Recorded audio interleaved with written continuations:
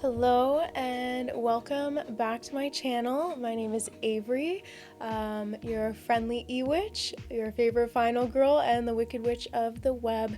I am here with your July horoscopes and the astrological climate for July. So here is this month's kind of cosmic forecast. July opens under Mercury retrograde in Cancer this month, which kind of means the past keeps calling. So let it ring out until Mercury runs direct again around July 24th. We have a new moon in Cancer on July 14th, which plants kind of something in the dark, and then the lights come up when the sun crosses into Leo around July 22nd and 23rd. And Jupiter is also fresh in Leo, swinging the spotlight wide open. And then this month ends on the full moon in Aquarius on July 29th. So there's a reveal and a reckoning coming at the end of this month. And also both Saturn on July 27th and Neptune on July 8th station retrograde in Aries, pulling the lessons inward. So let me kind of explain what these planets mean. Before your forecast, we need to know our monsters. So here's what each planet kind of represents, so the rest makes a little bit more sense. We have the sun, who's kind of like our final girl. This is your core identity, your ego, and vitality. Wherever the sun is in your chart, that's where the spotlight is, and then the story follows. Then we have the moon, which is like the haunting. So your emotions, your instincts, and what you need to feel safe. And a new moon is like a fresh grave to plant a seed in, essentially. It's a beginning in the dark, coming to light. And then a full moon is the reveal when it does come to light. So something dragged out into the light, brought to a peak, and then released. We have Mercury, which is like the call from inside the house. That's communication, thinking, travel, contacts. And retrograde generally means the call is coming from the past. So old messages resurface, people from your past resurface, the killer comes back, Michael's back again, and wires get crossed. So you kind of end up revisiting some things. Venus, the lure. Venus is all about love, beauty, money, and what and who you're drawn to. Mars is like our weapon, drive, aggression, desire, the fight or flight engine. Where Mars goes is like where adrenaline spikes in your chart. Jupiter, this is the blessing that can also be a curse. This is all about expansion, luck, money as well. It makes everything it touches bigger, opportunity, but also excess. Saturn, the slasher that never stops, Daddy Saturn. So think about time limits, discipline, fear, and hard lessons. There can be slow and relentless, and ultimately like the teacher you can't unrun, or yeah, I was gonna say the killer you can't outrun, but not quite. It's trying to teach you something. Uranus, the jump scare, so sudden change, shocks, rebellion, lightning bolt of awakenings, unpredictable, very electric planet here. We have Neptune, which is kind of the fog, so think dreams, intuition, illusion, disillusion, and even the gaslight, so things not quite being what they seem. Then Pluto, so that's like the thing in the basement, death, rebirth, power, obsession, what's buried and what claws its way back up. So it's deep, it's slow, but it's total. So I'm going to start with Aries. Your July is like the slasher this month. So Saturn and Neptune are both camped in Aries in your first house of self, and both turn retrograde this month, aiming all that pressure inwards. So Saturn is the limit. It's like the lesson, the figure that keeps walking toward you no matter how fast you try to run.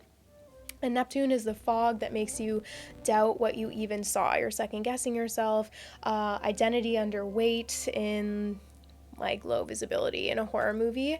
But the new moon in Cancer opens a quiet hideout in your fourth house, which is the home, somewhere to regroup before the next level. So I would say your character this month is very much Laurie Strode, not the screaming version of Laurie Strode, but the one who finally stops running down the hallway. She puts her back to the wall and she waits out in the closet with a coat hanger straightened into a weapon. Because Saturn rewards exactly that move. We stop fleeing. The thing chasing you, you got to turn and face it. because Michael never stops walking, and the fog, even of Jacob's ladder, we were talking about the fog, keeps whispering that you're imagining the threat. But when we think of Lori, her whole arc is proof that the girl who turns around is the girl who's still standing in the sequel. So, overall, the message for you, something heavy is going to reshape who you are, but the scariest part is that you can't fully see it yet. Just stop running from it, accept change. The version of you being forged under this weight is going to be the one who survives. So, my survival rule for you, Aries, is the one who fights back gets the sequel. Then we have Taurus. Your vibe is kind of like the final house standing. So the full moon in Aquarius on July 29th kind of detonates in your 10th house, which is career and public image. There's a culmination, a reveal, a peak reached in front of an audience. And Pluto sits there too, kind of slowly and totally rewriting how the world sees you. Meanwhile, Mars is firing up in your second house of money and self-worth, so the stakes, they feel a little bit personal. Something you've built is kind of being tested in public view. Maybe you're into like content creation, you're trying to put yourself out there a little bit more, can be something like that. But you're the house itself. And your character is Annie Graham from Hereditary this month, standing inside a house that holds generations of inherited weight.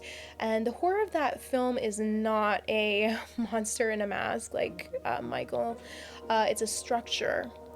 With history basically baked into the walls, doom passed down like furniture, like a family heirloom, and Pluto in your 10th works kind of the same way, passed down. It's not like asking you to perform harder, it's transforming the foundation of who you are under the performance. So you can think of like the manor in The Haunting of Hill House. You're basically the structure that like outlasts everyone who tried to live inside you and leave a mark. So let the your reputation crack and reform because the frame will always hold. You're still strong in who you are, even if you're changing. So basically your message here is that your public image is mid-renovation and people are watching the scaffolding go up, but don't flinch at the exposure.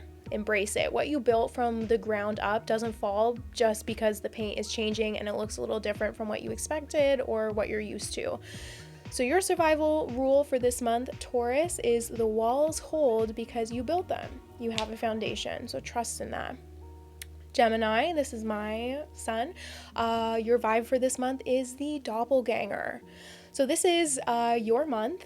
Mars and Uranus are both in Gemini in July, sitting right in our first house of self. And Mars is a raw drive, it's like a shorter fuse. Uranus is like the lightning strike that kind of rewrites you without any type of warning. But the result is a version of you erupting before you've had a chance to even approve it. You may not recognize yourself by August, but that is good. That's a good thing, Geminis. Our characters for this month are Adelaide and Red from Us, the tethered double surfacing from the underground. And also, I would say Ginger from Ginger Snaps as well, a girl kind of mid-transformation into something she was always going to become, fighting it right up until she stops fighting it, essentially. And the astrology says the same thing that both of these films do. The second self is not an intruder. Mars is the part of you that's done being polite. We're not apologizing for who we are. And Uranus is the part that's done asking for permission to be who we are as well. And the horror only happens when the double is denied and is trying to like claw itself out of you violently. We need to embrace her. Meet her at the door instead. And the transformation reads as power, not possession. So overall, the message here is a bolder, sharper version of you, Gemini, is coming to the surface this month. She's not a threat. They is not a threat to who you are. They're an upgrade. Don't suppress them. Just introduce yourself to this new you. Get to know them. So our survival rule for this month, Gemini, is trust the version of you nobody else has met yet. Next, we have Cancer. Your vibe is like the haunted house this month. We do have the new moon in Cancer on July 14th, as I mentioned, and this lands in your first house, which is like a rare personal reset, kind of a brand new beginning under your own roof, essentially. But Mercury, again, is retrograde in your sign until the 24th. So, as mentioned before, the past does get dredged up before the fresh kind of starts to land. And the full moon also lights your eighth house of buried things that refuse to stay buried. And I would say you're like Amelia from the Babadook. I know you can hear the kids screaming as soon as I mention the Babadook. But Amelia. And this is the most important reframe of the month. Like the Babadook represents grief, and the more she insists it isn't there, the more it ends up tearing her house apart. So the astrology is handing you the cure the film withholds until the end, essentially. So you don't evict the thing in the basement, you name it, you feed it, and you learn to live with it, but on your own terms. And the same unspoken family wound that like festers all the way through Hereditary as well is the one Cancer is being asked to finally speak out aloud. So once it's named, the haunting kind of stops running the house and you get your home back. So overall, the message here is something you've been pretending isn't there has been knocking for a while. You probably have an idea of what it is, and this is the month you turn the lights on, call it by its name. That is not a weakness. That's how you take your house back. So your survival rule is a house only stays haunted if no one leaves the lights on. Now, Leo, your vibe this month is the Scream Queen. So 2 acts this month, and you're the lead in both. So here is your act 1. The sun, Mercury retrograde, and the new moon will move through Cancer in your 12th house, which is like the wings, the shadows, the held breath before our character makes an entrance. So just rest there. We don't need to force the door.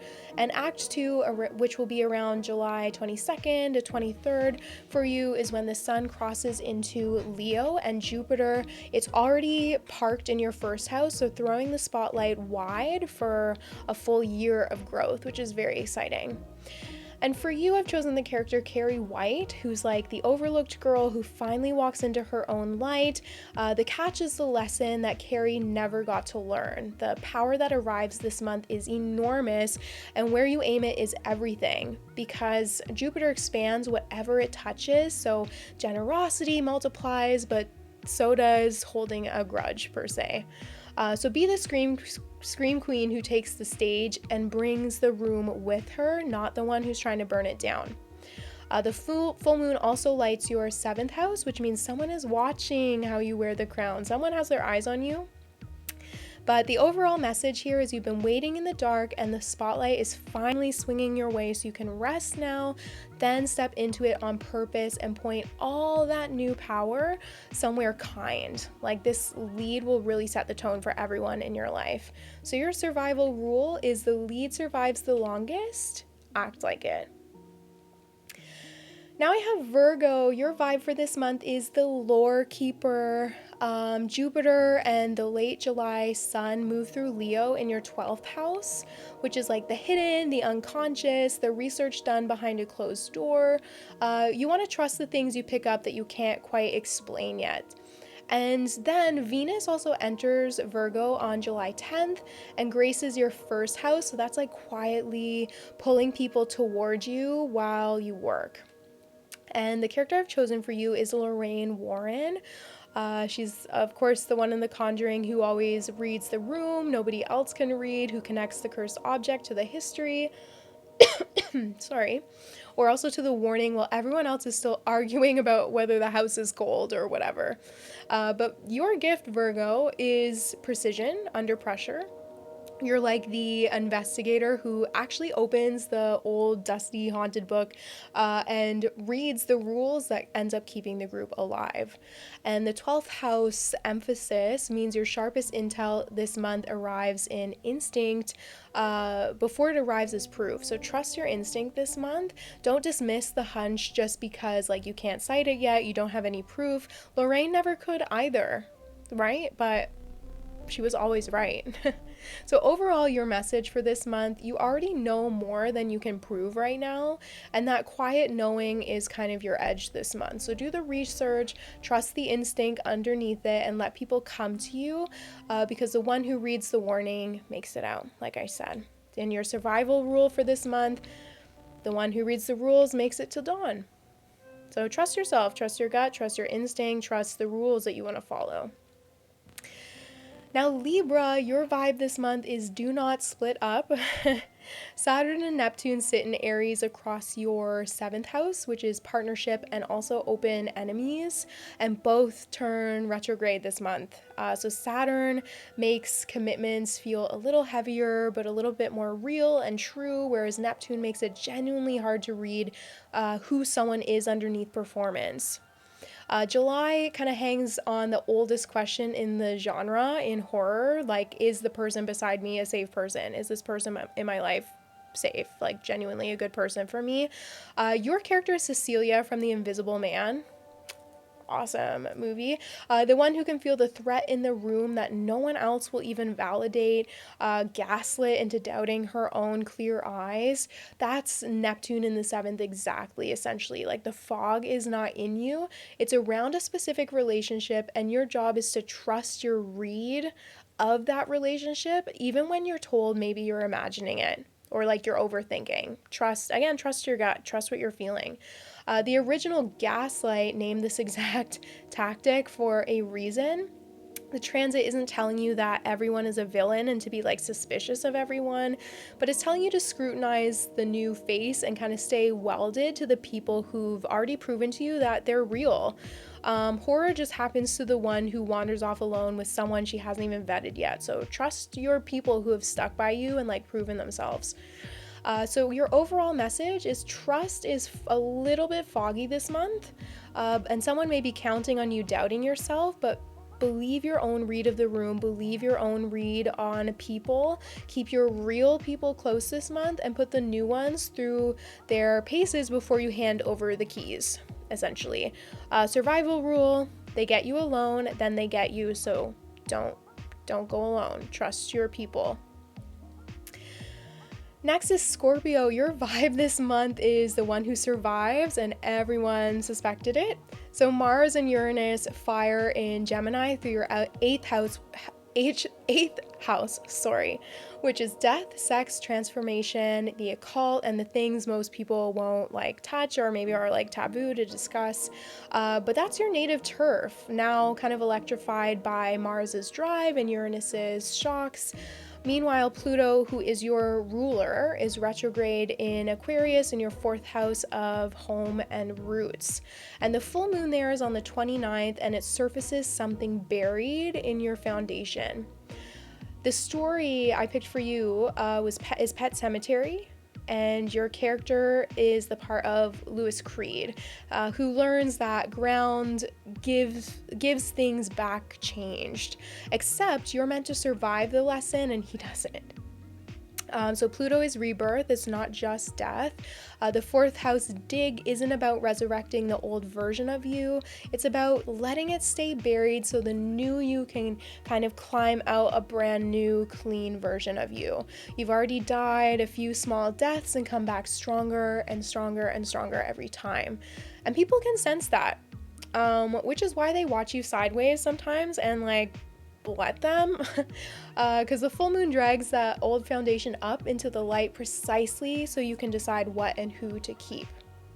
So your overall message here is something old is surfacing from your roots this month, and there are temptations to revive it, but don't. Let the former version of you rest, and let the one who's been forged in all that buried pressure walk out of the grave instead. So your survival rule this week or this month, Scorpio, is rise from your own grave, smile, and reveal absolutely nothing. Next, I have Sagittarius. Your vibe this month is the runner. So Jupiter is your ruler. It just entered Leo and lit up your 9th house of travel, escape, and the far horizon. The cosmos is finally handing you a reason to run towards something instead of running away from it. But the new moon and Mercury retrograde in Cancer work your 8th house of shared resources and entanglements. So there is a knot to untie before you bolt and you run away. It could be a debt, it could be a shared account, a tie, something that's going to follow you down the road if you don't settle it first. It can be a relationship, something like that. So for you, you're Sally Hardesty from the Texas Chainsaw Massacre. The one who survives the road trip nightmare for one reason: she basically never stops moving. And Sag's deepest instinct is the urge to keep going, to get out, to choose the open road over the locked room. It's the exact instinct that gets Sally to the back of that truck alive, while everyone else who lingered did not make it out alive. The lonely highway dread of the hitcher also is kind of like the warning side. So don't pick up entanglements that you can't shake either. Clear the 8th house tie and then run. Get out of there. So overall, your message is that freedom is genuinely on the table this month, but settle the entanglements first that are holding you in place first, or else that's going to come with you. You're going to drag it with you. So we want to get rid of that. Then you can go. And your instinct to keep moving was never restlessness. It's survival. It's what you need. Survival rule for you is outrun, outlast, and outlive. Next, I have Capricorn. Your vibe this month is the soul survivor. Your sun, the new moon, and Mercury retrograde all move through Cancer in your 7th house this month, which is partnership. So others take center stage, and Mercury's kind of scrambling here, which means there are crossed wires with someone else until it straightens out on the 24th. And Saturn, your ruler, your planetary ruler, retrogrades back through your 4th house, which is like pulling you home to old foundations and older lessons. And your character is Mac Reddy from The Thing, the lone operator who'd rather do it all himself, forced into the one scenario where solo doesn't necessarily work, when you can't be sure who around you is still who they actually say they are, and survival becomes a 2-person job whether you like it or not. That's Mercury retrograde for you in your partnership house exactly. The test isn't strength, it's more so whether you'll let the person in when trust is very much the hardest thing for you to verify. But because Capricorn's whole pride kind of thing is like, I don't need anyone. And this month proves that the last one standing isn't the one who needed no one. It's actually the one who picked the right person to trust and didn't quit. So overall, your message is you can't white knuckle this one alone, and that is also not a failure. It's okay to need people. It's the assignment. So communication may be messy with someone close until the 24th, but stay in the room with them anyways. Trust the process. Trust carefully placed is what gets you to the end. So your survival rule, the last one standing, was never the strongest, just the one who didn't quit. Now, Aquarius, your vibe this month, the final girl nobody saw coming. The full moon, on July 29th lands in Aquarius, which is squarely on your 1st house. A full moon is like a culmination and reveal, so this is your reveal, an emotional peak, you stepping fully into a frame after a season in the background. And Pluto sits on your sign as well, remaking you into someone the old cast wouldn't recognize. So Jupiter and Leo expands a partnership in your 7th house as you change as well. Some kind of partnership, romantic, friendship, can be work related. And your character is Chris Washington from Get Out. So the one who's quietly written off, underestimated by a room that thinks it has him figured out, who turns out to be the only one reading the situation correctly and the only one who walks out the door. And that's the Aquarius gift that the whole chart is pointing at this month. You are the outsider whose clarity becomes the twist that nobody actually scripted or suspected. And Pluto on your sign means the transformation is total and not up for negotiation. You don't return to the version of you that people felt comfortable dismissing. So your overall message is you've been underestimated, and this is the month the room finds out it was wrong. So step into your light fully. The character everyone's overlooked is the one who flips the entire third act every time. So your survival rule, be the ending they didn't see coming. Now, last certainly not least, we have Pisces. Your vibe this month is the seer. So the new moon and Mercury retrograde in Cancer light your fifth house of romance and creativity. A fresh start in love or art if you're a creative person, with Mercury asking you to revisit an old flame or even an unfinished project before you begin anything new. But the real signal is the full moon in Aquarius that lands in your 12th house with Pluto there too. And the 12th house is dreams, so kind of the unseen, the unconscious, and it is loud right now. So Neptune, your ruler, turns retrograde, kind of deepening that frequency. And you're also the one who feels it first. So part Tangina, like the medium in Poltergeist, who knows the house is wrong before anyone even shows her proof. Love her. And part Danny Torrance. Love Danny, the boy in The Shining, who's shining, picks up on the horror that's basically echoing in the walls long before the adults even catch on. And Pisces lives close to the veil, and this month the veil is very, very thin. The 12th house full moon isn't asking you to explain any chills or anything like that. It's asking you to act on any instincts that you're having. So like Danny, you may be picking up on something going on, like act on it, don't just ignore it. Every one of those characters survives, who I mentioned before. It's simply by trusting the signal before it's even being confirmed. Trust the signal you are receiving. So your message overall, your intuition is running at full strength this month and picking up things before they actually arrive. Do not wait for proof. When something feels off or right, that early signal is the message, so just trust it and move. So your survival rule is when your gut says run, you were always meant to run. All right, you guys, that was all signs, all of your horror scopes for the month of July. Let me know what you think below, if anything resonated, if anything made sense, if you have any questions. You can also head over to my Etsy if you like. I have an astrology from the crypt listing where I read your full birth chart, and I also connect it to horror tropes, characters, movies, stuff like that, what kind of character you'd be, where I can give you a super in-depth look at yourself and your signs if you're interested. But let me know what you think about this. Did you make any connections? Did anything make sense? Yeah. Thank you for listening. I hope you all can have a great July and these messages resonated in some way. Stay spooky, stay alive, and I will see you guys next time. Bye.